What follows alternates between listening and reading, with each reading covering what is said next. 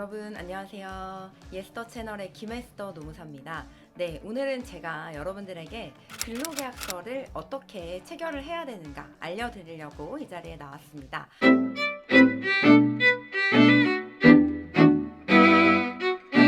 먼저 여러분들 많이들 알고 계시는 게 바로 이 근로계약서라는 서류를 반드시 체결을 해야 근로계약이 존재하는 거라고 볼 수 있을까, 여기에 대해서 궁금해 하시는데요. 이거 먼저 해결을 하고 넘어가 보도록 하죠.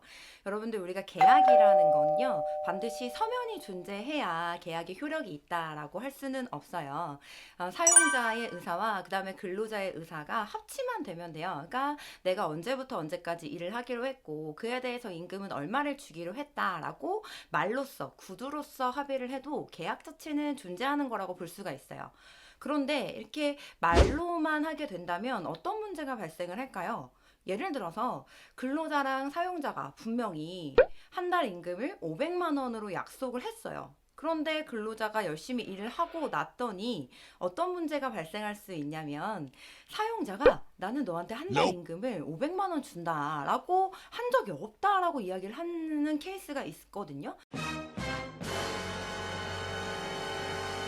그러니까 이거는 반대의 경우도 마찬가지예요. 근로자가 혹시나 또 다른 주장을 할 수 있는 상황도 발생할 수 있다는 말이죠. 그래서 애초에 분쟁을 해결하기 위해서 이런 계약의 사항들을 서면으로 작성을 해 놓는 건데요. 그런데 근로기준법은 이렇게 근로계약서의 일정한 내용들을 서면으로 작성하는 걸 사용자의 의무라고 규정을 하고 있고요. 이 의무를 위반했을 때는 500만 원 이하의 벌금형까지 처해질 수 있습니다. 이걸 왜 사용자의 의무라고 명시를 해놨을까요? 여러분들 잘 한번 생각해 보세요. 근로자들이 서류로 근로계약의 내용을 남기고 싶어요. 그러면 여기에 대해서 근로자가 우리 근로계약서 좀 씁시다 라고 사용자한테 말할 수 있는 그런 상황들이 얼마나 많을 수 있을까요? 굉장히 적을 거다라고 생각을 해요. 그래서 근로기준법은 아예 근로계약서라는 서면을 작성해서 근로자한테 교부를 해라 라는 걸 사용자의 의무로 명시를 하고 있는 겁니다. 그러면 이제 조금 더 구체적인 내용으로 한번 들어가 보도록 할게요. 근로기준법에서는 이렇게 규정을 하고 있어요. 사용자와 근로자가 근로계약을 체결할 때 첫 번째, 근로계약서에 명시하고 근로계약서를 교부해야 되는 사항이 하나 있고요. 두 번째는 반드시 근로계약서 서면에 명시해야 되는 건 아니지만 근로자한테 이런저런 것들이 있어요 라고 분명하게 알려줘야 되는 것들로 구분이 됩니다. 그러면 순서를 바꿔서 두 번째 것부터 한번 이야기를 해보도록 할게요. 근로계약서에 서면으로 기재하지는 않아도 되지만 근로계약을 체결할 때 근로자한테 사용자가 알려줘야 되는 거, 우리가 이런 걸 명시한다라고 하는데요. 이런 것들이 어떤 것들이 있는지 한번 살펴보도록 할게요. 먼저 첫 번째는 근로의 장소와 업무에 대한 사항 알려줘야 되고요. 그 다음에 소정근로시간을 알려줘야 돼요. 소정근로시간이라는 건 뭐냐면, 일을 할 때 초반에 우리가 이런 약속을 하잖아요. 내가 몇 시부터 몇 시까지 근무를 하겠다. 그게 바로 소정근로시간이요. 사전에 정한받은 근로시간이다 라고 해가지고요. 그 다음에 또 어떤 것들을 알려줘야 되냐면, 근로기준법상의 부여 의무 중에서 일주일에 우리 하루를 쉬도록 하는 휴일 규정이 있어요. 그래서 그 휴일 규정도 알려줘야 되고, 그 다음에 많은 분들이 알고 계실 테지만 1년 근무하면 대체적으로 15개 연차를 받을 수 있거든요. 그래서 이 연차 휴가와 관련된 규정들도 알려줘야 되고, 그 다음 마지막 제일 중요한 게 임금에 관련된 사항이요.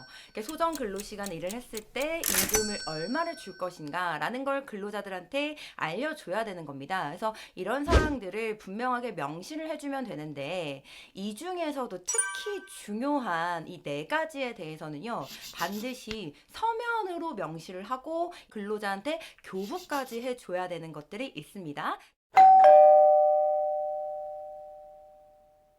첫 번째는 소정 근로시간, 사전에 약정된 근로시간, 그렇게 교부를 해줘야 되고요. 그 다음에 휴일과 관련된 것들, 내가 일주일에 언제 일하고 언제 쉴 수 있는지, 그 다음 세 번째, 내 연차와 관련된 것들은 어떻게 되는지, 마지막으로 임금과 관련된 사항들을 서면 명시하고 교부해주면 되는데, 임금과 관련해서는 한 번 더 디테일하게 이야기를 한번 해보면, 단순히 내 임금이 한 달에 얼마다라는 것만 알려주면 되는 게 아니라 아니라요. 이 임금이 어떻게 구성되어 있는지와 관련된 구성 항목, 그 다음에 임금이 어떻게 산정되었는지와 관련된 계산 방법, 그 다음에 임금을 어떻게 지급할 건지, 뭐 현금으로 지급할 건지 아니면 통장으로 줄 건지와 관련된 지급 방법에 대해서 분명히 명시하고 교부까지 해줘야 합니다.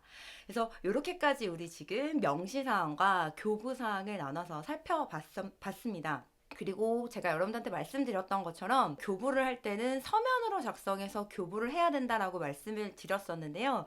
여기서 이야기하는 서면이 예전에는 종이 문서, 뭐 A4 용지면 A4 용지 이런 식의 종이 문서만 서면으로 인정을 했었는데 최근에는 법이 개정되면서 전자문서법에 따른 전자문서도 서면으로 인정을 하고 있습니다. 그래서 뭐 이메일을 통해서 근로계약서를 작성해서 이메일로 교부를 한다든지 그래서 근로자들이 수신하 확인이 가능한 그런 전자문서들이 있잖아요. 그런 걸로도 교부를 해도 법적인 의무를 다했다라고 규정을 하고 있습니다.